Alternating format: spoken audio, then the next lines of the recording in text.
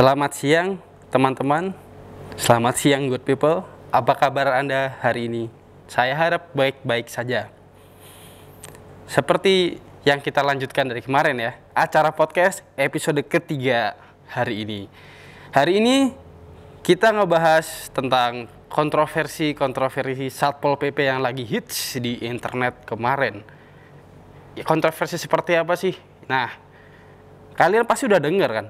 Penyemprotan PKL, terus pedagang-pedagang yang di pinggiran, atau bahkan penertiban di entah itu restoran, kafe, dan lain-lain yang selalu ngetren di internet, yang bagian laki-laki doang kan gitu.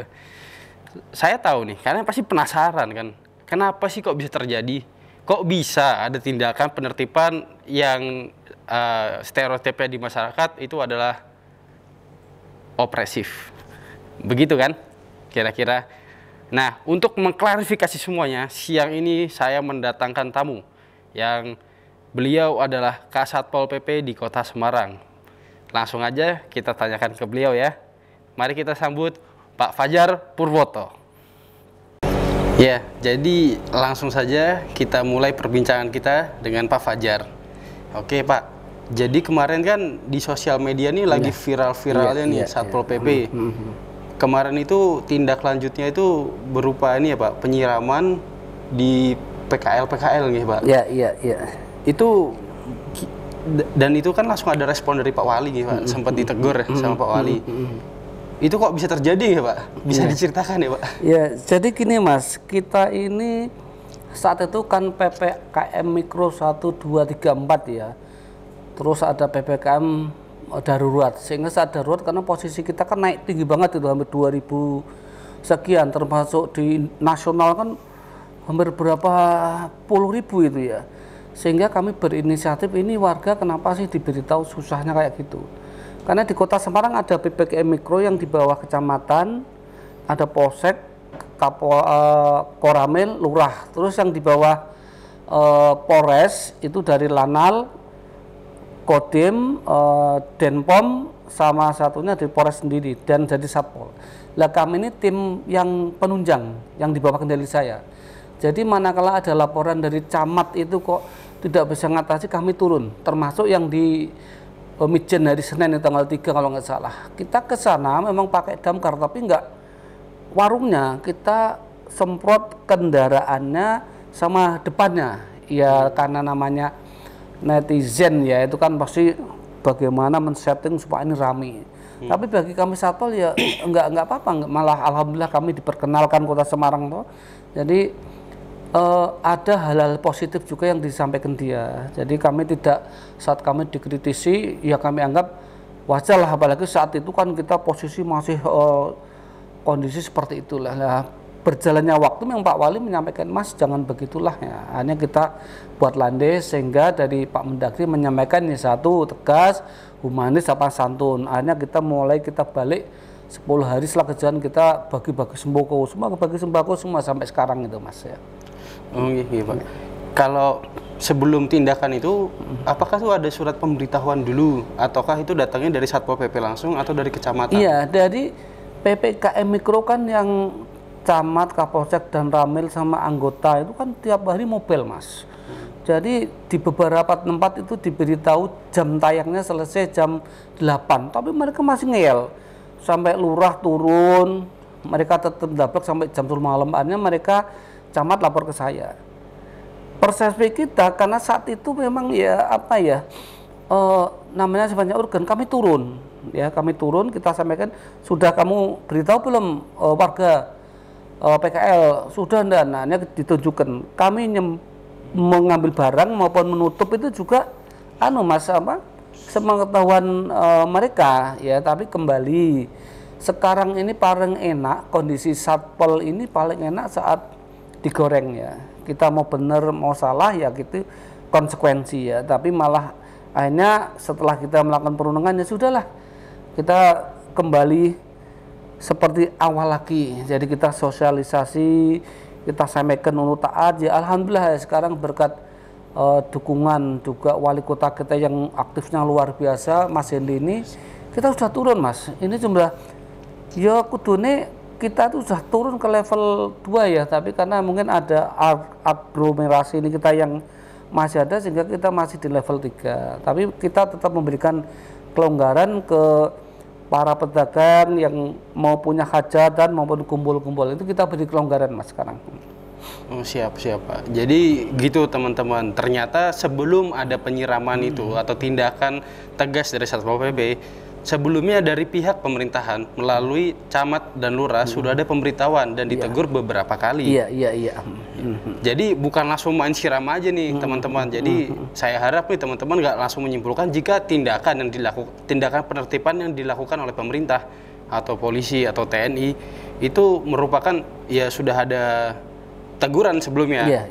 Pertama ada pemberitahuan, kedua ada teguran kedua, baru tindakan jika masih ngeyel. Toh itu untuk kebaikan kita semua. Yang kenyataannya COVID di Semarang sudah turun drastis. Begitu nih Pak. Betul, Wah, kita harus berterima kasih nih teman-teman kepada pemerintah yang ternyata sudah kerja keras untuk melindungi kita. Mari Pak, kita langsung ke pertanyaan selanjutnya ya Pak.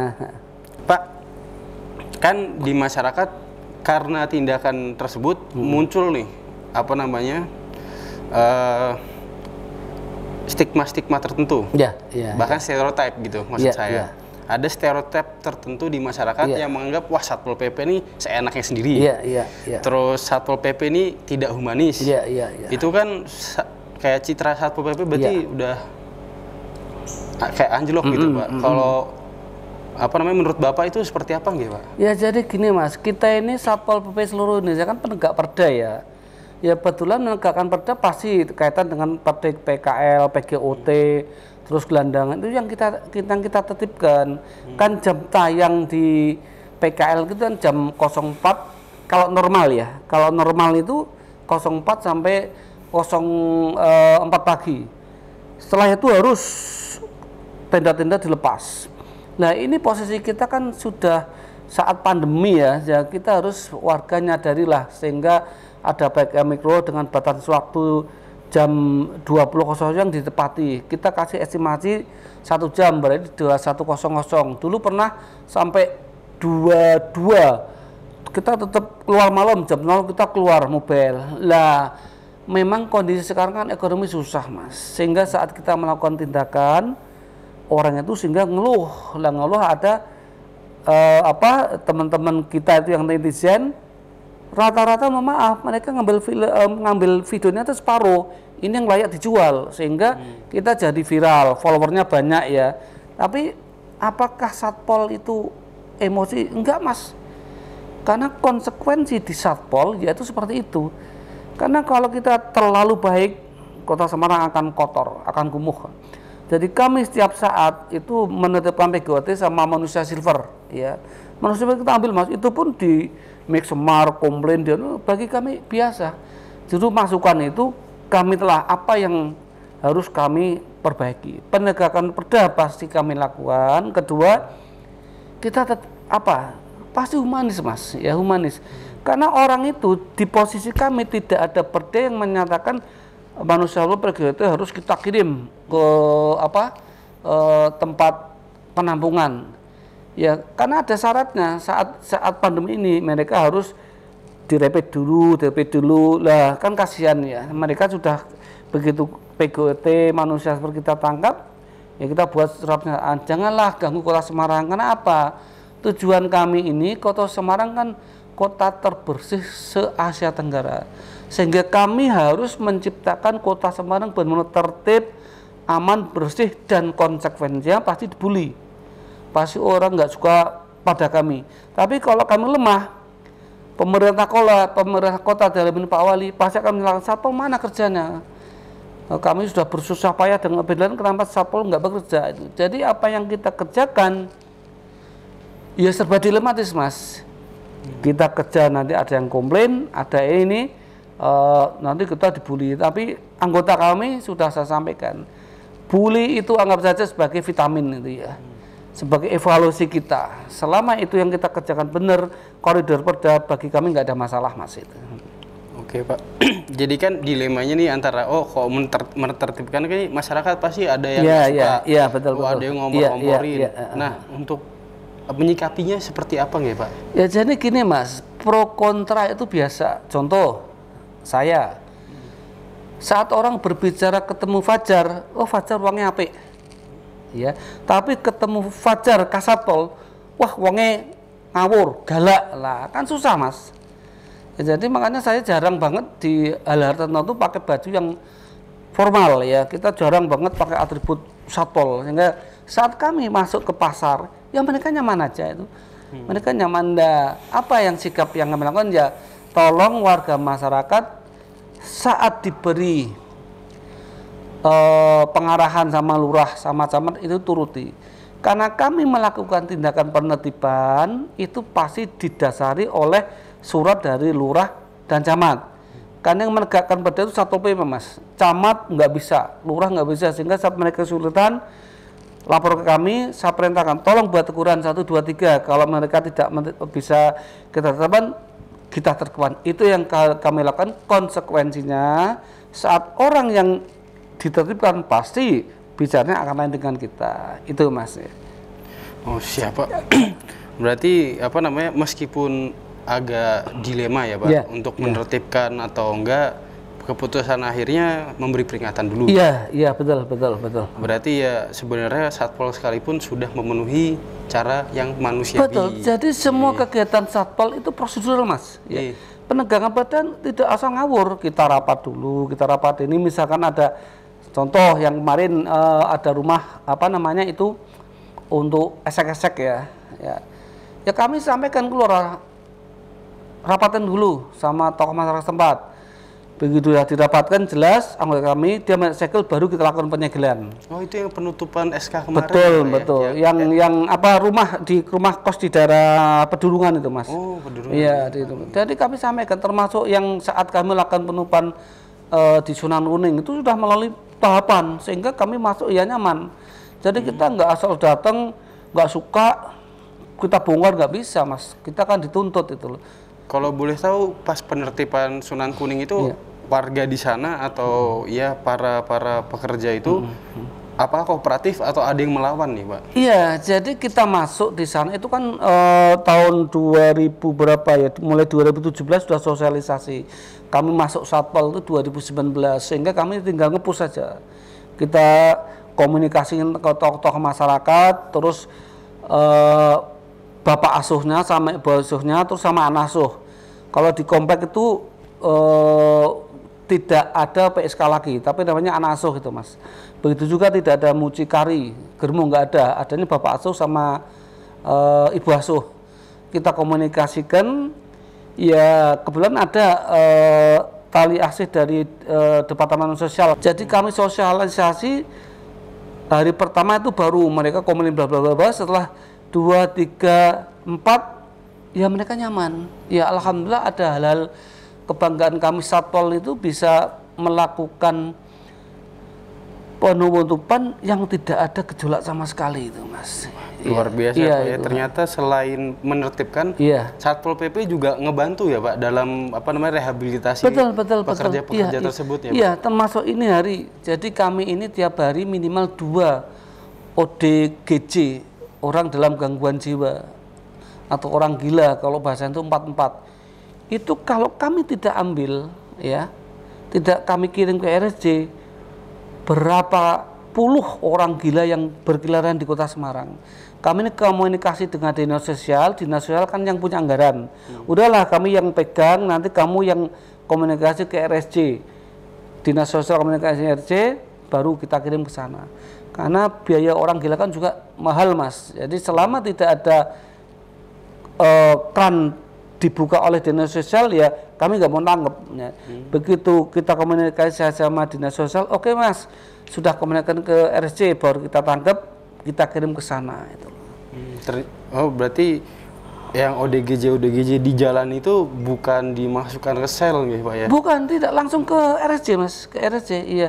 Jadi ada tugas-tugas mulia yang kami lakukan tapi orang lain tidak tahu karena orang-orang itu memang nggak apa ya, tidak dirugikan secara ekonomi ini loh. Tapi kalau kaitan dengan penegakan perda, kaitan PKL, terus rumah-rumah yang liar, itu kan mereka merasa terdolimi ya. Padahal yang terdolimi lagi orang-orang yang punya tanah di situ. Tapi kami sampaikan bahwa Satpol ini melakukan penindakan pasti sudah didahului dengan satu rapat-rapat, terus teguran 1, 2, terus SP 1, SP 2, SP 3 dari Distaru termasuk Rekam Sekbel, baru kami rekom bongkar itu Mas. Jadi teman-teman, ini merupakan bukti bahwa semua instrumen di pemerintahan itu bergerak dengan semestinya. Bukan cuman TNI dan Polri saja, Satpol PP juga. Mungkin di internet, di video, di Instagram, TikTok mungkin, atau bahkan YouTube, itu sering menampilkan potongan-potongan video yang tidak semestinya ditampilkan gitu.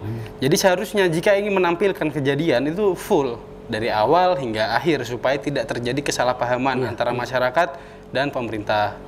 Maka dari itu saya mengajak nih sama teman-teman lebih kooperatif untuk mensukseskan segala program yang dilaksanakan pertama oleh pemerintah, kedua oleh lingkungan, bahkan sama teman sendiri kalau perlu. Asalkan itu untuk menuju lebih baik lagi, nggak ada salahnya kan brother, sister. Jadi kalau kita ngobrol sepanjang terus nggak enak nih Pak. Iya. Jadi mungkin biar pemirsa-pemirsa di rumah ini pada kenal sama Bapak, boleh nggak sih Pak kita mulai sesi perkenalan nih? Boleh Mas. Ya. Mungkin boleh dimulai dari nama, asal. Iya. Jadi gini Mas, orang yang lain belum kenal saya mungkin ya kenceng ya. Padahal saya di kantor itu bukan humanis lagi ya, itu tak anggap anak-anakku, jadi seperti satu keluarga ya. Jadi kami ada saatnya kita jamaah bareng, sholat duhur asar ya, itu ada kultum Mas. Jadi di Satpol PP kami wajibkan semua pejabat sekolah harus bisa ngomong agama. Itu setelah sholat duhur, kuliah 7 menit. Senin sama Kamis itu rutin. Ya, itu rutin. Kemudian jangan lupa Mas, saya tuh dangduter Mas. Ya. Saya setiap 1 bulan pasti latihan. Kami punya grup namanya OM Prajawibawa. Ya, nanti akan kami kalau sudah posisi COVID ini zero, akan kami buat panggung gitu loh. Dan saya juga penyanyi Mas, karena dulu ikut audisi KDI Mas itu. 2007 KDI yang bareng Supermak itu Mas. Nah, saya juara 3 loh Mas. Luar biasa. Ya, dan kalau berbicara humanis ya tadi saya sampaikan Mas, antara Fajar pribadi sama Fajar sebagai Kasatpol. Karena Fajar sebagai Kasatpol harus menegakkan aturan. Saat menegakkan aturan kita nggak bisa fleksibel, kita lebih nggak bisa. Ini kota, ibu kota provinsi yang harus tertib, maka kamu harus tegas. Tapi begitu saya sebagai Fajar, ayo bareng ngaji, ayo bareng dapat wong saya juga jebolan pondok Mas. Nah, bingung nih saya alumni Pondok Pabelan Mas. Ya. Pondok mana aja Pak? Pondok Pabelan Muntilan itu. Muntilan. Oh berarti di dekat daerahnya Magelang situ. Betul. Magelang, Muntilan sebelum kemudian ada jembatan itu, ada sungai di bawahnya itu. Oh, saya kok Muntilan tapi pasir Muntilan. Nah, itu ada pondok-pondok yang cukup terkenal di bawah Gontor, terus Asalam, Pabelan itu bareng itu. Satu liting apa namanya itu. Sakrit lah itu ya.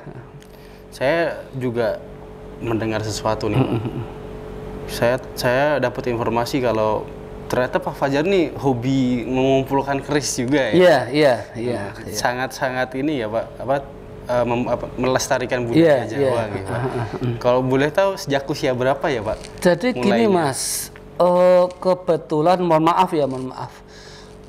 Mbah saya dari ibu, orang desa dulu kan bilangnya paranormal ya, mbah dukun itu loh. Mbah dari bapak sama, sehingga pusaka-pusaka itu kalau yang meyakini nanti maris berarti nurun. Lah kebetulan nurunnya ke saya Mas. Nah, nurunnya ke saya. Saat itu saya enggak ngerti 2004 pas saat saya Sekcam Ijen itu. Keris datang sampai sekarang ada 350 pusaka. Luar Wah, itu biasa. terahnya udah terah dukun itu, Mas. Ya. Banyak banget ya, Ya, Pak. Keris saya itu cuma satu, Pak. 350. Tapi tadi kan Mas Bang, cok, iya saya cok. Ada 2 keris yang tidak bisa saya pegang. Ini keris ini kalau saya pegang, saya rumah tangga saya bubar. Satu Krisdayanti sama Kristina. Wah, itu dia Itu nggak tuh. bisa. Makanya Makanya nanti- saya harus hormat ke orang ini karena saya nggak bisa pegang kerisnya itu. Lainnya mulai keris apa saya punya semua. Tapi ingat, itu hanya sebatas HP seperti jam. Tapi tawakallah kita yang penggemar keris itu kepada Allah. Karena sama-sama makhluknya. Jangan terlalu mundi-mundi, jangan terlalu muja-muja. Pujalah ke Gusti Allah itu, Mas. Ya. Berarti kerisnya cukup sebagai koleksi aja. Iya, iya. Jadi mulai dari, mohon maaf, Terah Mataram, Brawijaya, kita ada semua. Ya kalau mau minta silahkan nanti saya beri. Cuman masalahnya kan tidak sembarangan itu. Ini ada khodamnya, ini atau itu nggak ngerti. Karena sama juga saya punya rumah, saya tinggal 2 tahun. Tahu-tahu rumah saya dirusak sama si Agus misalkan ya. Pasti aku saya tuntut. Nah, itu juga mereka. Karena yang mereka itu kekal hidup seterusnya sampai nanti kiamat. Kalau kita manusia kan paling 70, 60 atau mungkin 15 tahun sudah meninggal itu loh.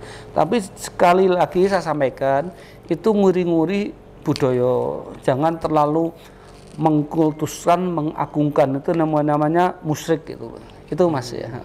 Siap, Pak. Mungkin sedikit berbagi pengalaman, apakah Bapak itu pernah menderita COVID ya, Pak? Iya. Jadi gini, ini kan dulu pas saat 2020 ya, itu COVID itu kan menakutkan sekali, Mas. Saya kena itu bulan Mei ya. Kita pas mau ada acara ke Jakarta, kita sekeluarga swab. Dulu masih PCR itu. Ternyata saya positif. Tapi dulu ternyata OTG. Orang tanpa gejala. Sehingga kami nyaman sampai akhirnya disuruh saya izin sama Pak Wali libur 14 hari. Otak saya, wong saya nggak ada apa-apa. Sehingga saat itu saya menyepelekan, lah COVID nggak apa-apa kok. Ternyata Allah Maha tahu. Ini orang ini kalau nggak dikenain lagi malah nanti ngomong yang enggak. Apalagi saya kan masuk bagian di Satgas COVID.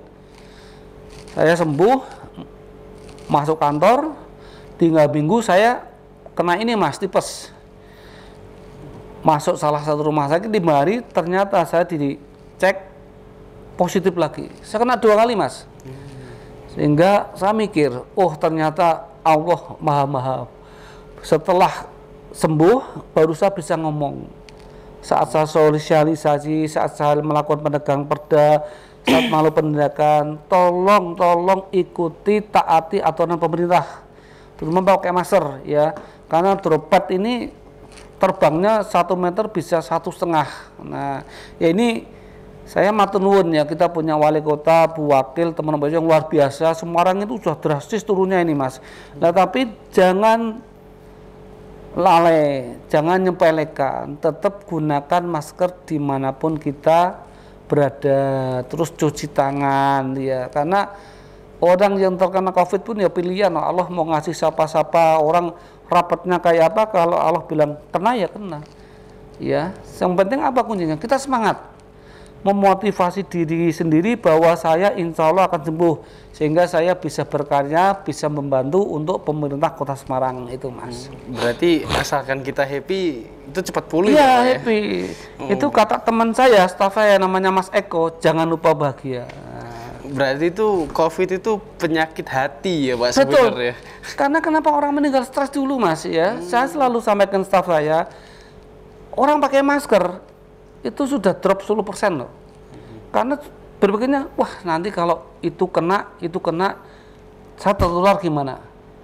Ya, suatu saat dia merasa ngereges, flu, badan nggak enak, pusing, kemudian dia rapid antigen, ternyata positif, drop lagi, ya, hilang katakanlah 20%. Begitu dia mau ke rumah sakit atau di rumah dinas, di sana harus sendiri, tidak sama anak, istri, keluarga. Drop lagi 20%, 50% kan, lalu 50% ini kita tarung dengan perasaan dan lingkungan.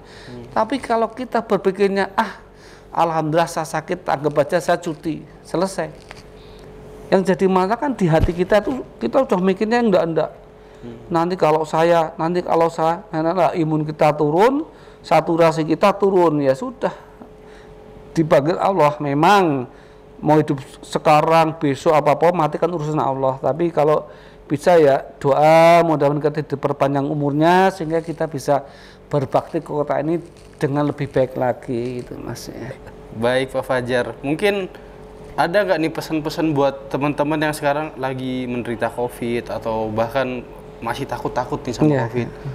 Soalnya setahu saya kan ketika kita takut itu akan kejadian beneran. Iya. Mungkin kalau jika Pak Fajar semangatin, teman-teman semangat nih. Iya. Jadi gini Mas, terima kasih ya. Satu, tugas Satpol dulu, tugas Satpol penegak perda. Dan konsekuensi kami saat kami melakukan penerimaan pasti akan bersinggungan. Ya, akan bersinggungan. Tapi mohonlah kalau saat kita ada video itu jangan diputus ya. Bagi kami nggak masalah karena kami terima kasih diperkenalkan ke masyarakat umum dan masyarakat umum yang akan menilai. Pro kontra itu biasa bagi kami ya. Jadi kami tidak akan, wah kok kami dibully, enggak, itu enggak ada bagi kami. Yang kedua, orang satu barangkali positif, satu semangat. Terus kedua, positif thinking ya, bahwa kita sakit itu pasti ada obatnya. Karena makulu sain dawaun, tiap-tiap ada sesuatu pasti ada obatnya. Ya obat kita apa? Kita motivasi diri kita, bismillah saya sembuh, bismillah saya sembuh. Kalau kotak kita ini diproses, kita selalu semangat, insya Allah memberi usia panjang. Tapi kalau kita sudah sakit, mikirnya enggak, kita drop, terus kita di rumah sakit, nanti kami diberi infus, dikirim, wah sudah gitu ya. Kunci satu, positive thinking. Karena orang yang positive thinking pasti akan diberi daya yang lebih. Ya, jangan lupa selalu mohon kepada Allah semua kita diberi umur panjang dan mudah-mudahan COVID ini bisa cepat selesai sehingga tahun 2022 itu kita bisa normal hidup kembali seperti tahun 2019 sehingga nanti kami teman-teman bisa berkarya lebih baik lagi. Dan terima kasih masukannya untuk teman-teman. Apabila ada hal yang pas ya hubungi Satpol aja. Kami akan lebih humanis lagi dalam pelaksanaan ke depannya. Demikian Mas. Siap Pak Fajar. Pak Fajar, terima kasih sekali sudah datang hari ini sebagai narasumber kami di acara podcast Mas Kevin. Amin. Semoga Bapak selalu sehat. Amin selalu Mas. Panjang umur. Amin. Jadi teman-teman, kita sekarang udah tahu nih, ternyata pemerintah pun akan menerima kritik ketika kita mengkritik sesuai dengan apa yang seharusnya. Bukan kita semata-mata ambil video yang bikin citra pemerintah atau citra orang lain tuh bisa buruk gitu. Kalau menurut saya pribadi, teman-teman, itu adalah hal yang salah. Coba bayangkan teman-teman di posisi tersebut. Jika teman-teman menerima itu, apakah masih bisa untuk menerima itu? Gitu. Kan tidak semua orang bisa menerima apa yang diucapkan di internet, ya teman-teman. Mungkin karena tekanan pekerjaan dan lain-lain. Terutama untuk para eksekutor pemerintah kita yang selalu menjaga perda dan bahkan sampai ke peraturan presiden, ya. Iya. Luar biasa. Jadi kita menegakkan perda dan perkada. So perda banyak banget Mas, karena itu harus kami laksanakan.